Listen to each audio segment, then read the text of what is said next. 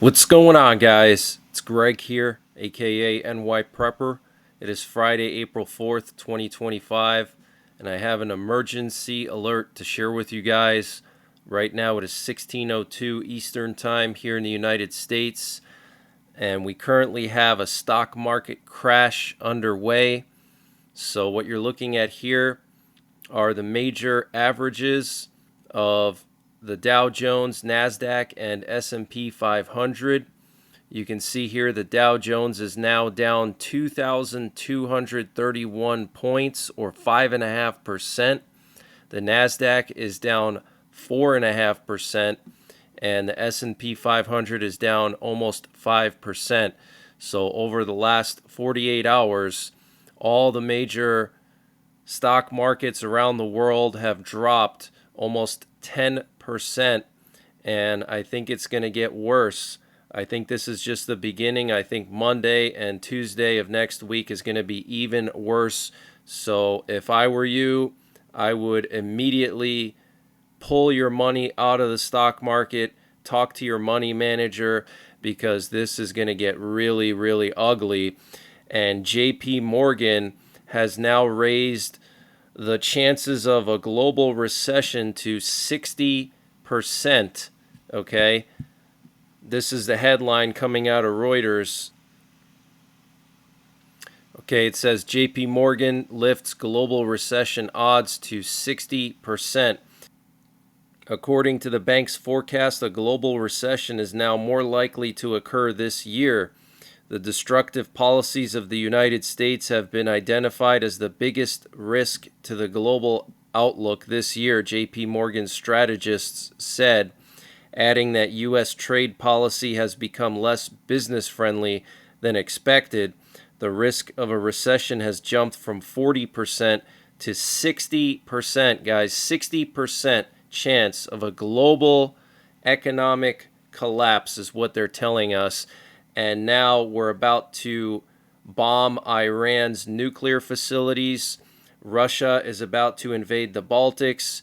China is about to blockade or even invade Taiwan. Guys, things are really spiraling out of control. And China announced this morning that they're going to be placing 34% tariffs on all U.S. goods, and they're going to curb the export of some rare earth minerals to the U.S. starting April the 10th. This is being reported by Reuters, so this is absolutely huge news. And the U.S. Federal Reserve Chairman said today that the tariffs are higher than all expectations, and we do not know when they will stop. He said inflation will likely rise in the coming months. And the French industry minister said today that the European response to U.S. tariffs will be proportionate and firm. Wow. So, guys, it's really escalating on all fronts. And speaking of Iran, we have some new satellite imagery coming out today showing an Arleigh Burke-class destroyer heading towards Diego Garcia. Now, this is a special warship that carries the Aegis missile defense system, so they can intercept ballistic missiles that are launched at Diego Garcia. So they are now strengthening the missile defenses of Diego Garcia, where there are now as many as 10 stealth bombers. Okay, 50% of all of the U.S.'s stealth bombers are now in Diego Garcia, just 4,000 miles from Iran. And we have some major breaking news coming in from Ukraine this afternoon, and this could be something that completely kills any kind of chances for a peace deal. And maybe that's exactly what Putin wants, and maybe Putin wants to antagonize Ukraine, but I'm very concerned that we're going to see a massive escalation after this. So just a few hours ago, Russia launched a massive ballistic missile strike on the city of Kryvyi Rih, and they launched an Iskander missile with cluster munitions. So those are like multiple small bombs inside of this warhead so they can hit a large area. And apparently 26 civilians have been killed, including 6 children, and over 50 people injured. And what you're looking at here is the smoke cloud rising from the horizon after this massive Iskander missile strike on a playground in an apartment complex in Kryvyi Rih. So 26 civilians killed, including 6 children. Guys, this could be one of the bloodiest missile strikes on Ukraine since the start of the war, okay? And Ukraine is going to respond somehow, and I'm very concerned that this is going to cause a big escalation.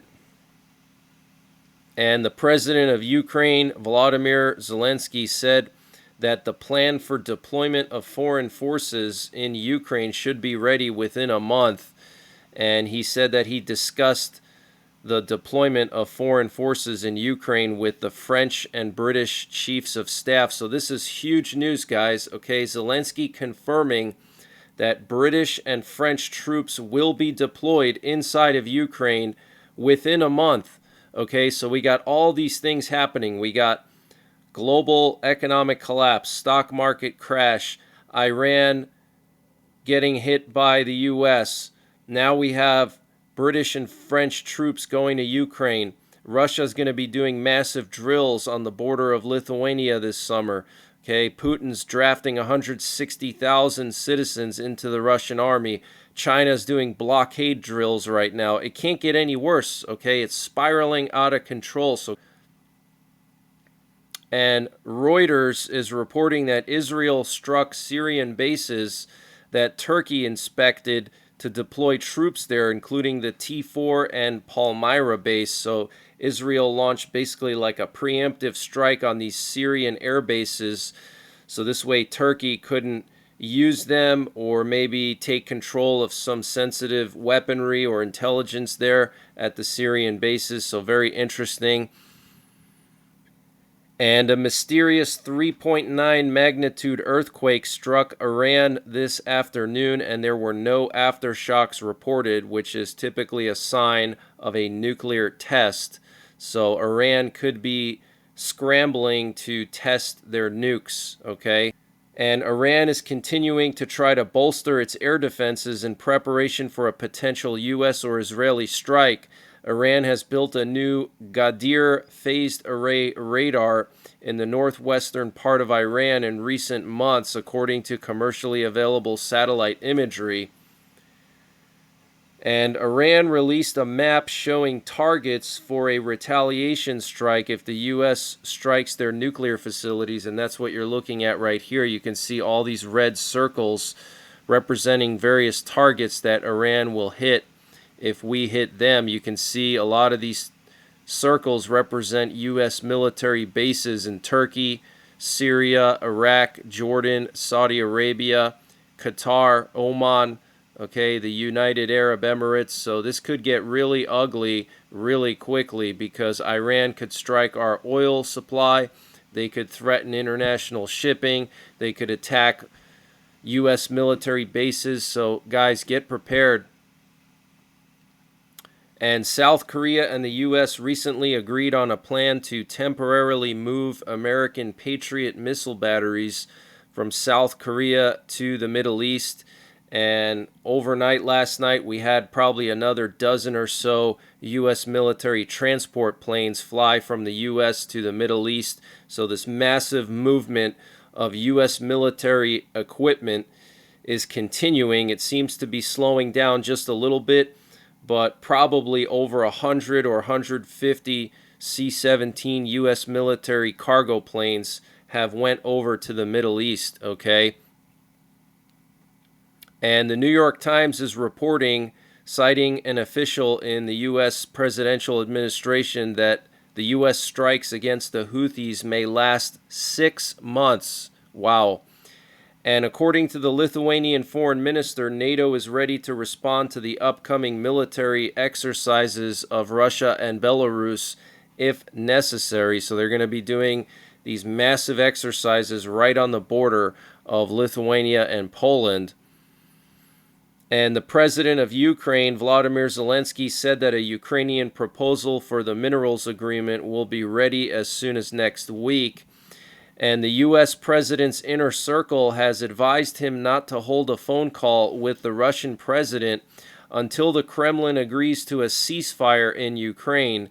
NBC News reported on April the 3rd, citing two unnamed officials. One of the Russians' demands for the start of a settlement remains the reform of the Ukrainian government and the replacement of Zelensky. Okay, so the U.S. president's inner circle, his advisors, are telling him not to talk to Putin.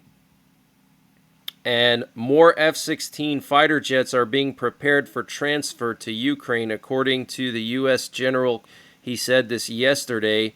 He said there are more F-16s prepared to be deployed in there. There are more pilots in the training pipelines.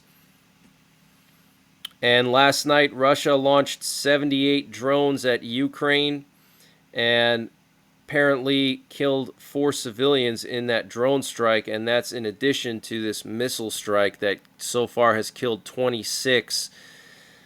And last night, Russia came under a large drone attack by Ukraine. Apparently, there were over 20 kabooms reported in Lipetsk, and 3 airports in the Moscow region were closed down. And the Israeli army has confirmed that they killed the leader of the Northern Battalion of Hamas, Mohammed Hassan Awad, in an airstrike. And the president of Armenia has signed a law initiating the country's accession to the European Union. Wow, so it looks like Armenia will be joining the EU, and that is definitely going to piss Putin off. And the director of the U.S. National Security Agency was fired on Thursday, the Washington Post reported, citing 2 current and 1 former U.S. official. And Klaus Schwab will step down as the World Economic Forum's chairman. Very interesting. And what you're looking at here is a U-2 spy plane that is currently airborne over California. It took off from Beale Air Force Base earlier this afternoon. And we also have a B-1 strategic bomber flying over Oklahoma, doing loops over Tinker Air Force Base. This is very interesting and very rare to see. And I wanted to show you guys some more of these C-17s that have been going over to the Middle East. Here you can see 5 C-17s and a C-5 going to the Middle East last night. And then here you can see 2 more C-17s going to South Korea. And then from South Korea, they're going to go to the Middle East. And then here you can see several more C-17s plus a sub-hunter that were moved to the Middle East and Europe. And then here you can see a count of all of the U.S. military planes, specifically refuelers and cargo planes that have moved to the Middle East. You can see 72 C-17s, 5 C-130s, 4 KC-135s, 8 C-5s, 6 KC-46 Pegasus planes, and then another 39 C-17s, 4 KC-46 Pegasus, 2 KC-135s, and 3 C-5 Galaxies. So you're looking at well over 100 C-17s, about a dozen C-5s, about a dozen KC-135s, and about a dozen KC-46 Pegasus planes. This is insane, guys. This is preparations for a full-scale war, okay? And I want to remind you that we have 10 stealth bombers in Diego Garcia now. A lot of people thought that we just had 6 because there's 6 on the tarmac here, but there's actually 4 shelters as well, and those shelters are full. Okay, that's why there's 6 sitting out on the runway, because they can't fit them in these shelters. So these are already full, so that's 4 plus 6, that's 10. Okay, that's 50% of all of our stealth bombers. Absolutely insane. And then last night we had this AWACS plane flying in the Baltics. But that's the latest breaking news that I have. I might be back later on tonight in the live stream around 10 or 11 p.m. Eastern Time. And until the next time, take care, God bless, and don't forget the 3 P's: prepare, practice, and persevere. And this update was sponsored by EMP Shield. Guys, EMP Shield has created a special discount just for you, the listeners of the NYPrepper channel. If you go to empshield.com and use the promo code NYPrepper, you can get 15% off your entire order. And why do you need an EMP Shield? Well, this is a special device to protect your vehicle, your RV, your solar generators, your radios from an electromagnetic pulse, which could be caused by a solar flare or potentially a rogue country like North Korea detonating an electromagnetic pulse weapon over the United States that's mounted onto a satellite. So protect your vehicles, protect your RV, protect your radios, protect your generators with an EMP Shield. Use my promo code NYPrepper to get 15% off. Installation is super simple. This is a veteran-owned business, 100% American-made, and the EMP Shields have been tested by the military, okay? And free shipping is included to the entire continental United States. And the link and the promo code are in the description below this video.